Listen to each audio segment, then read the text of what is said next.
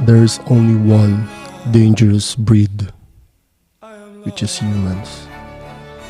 Look at those faces of these dogs.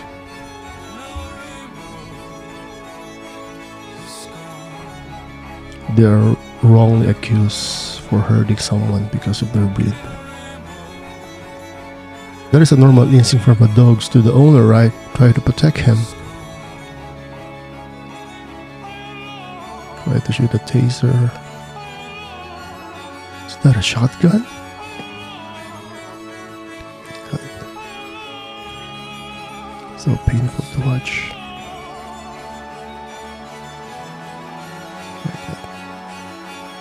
See? Is that a shotgun or a taser? It's a shotgun, right? Kill them.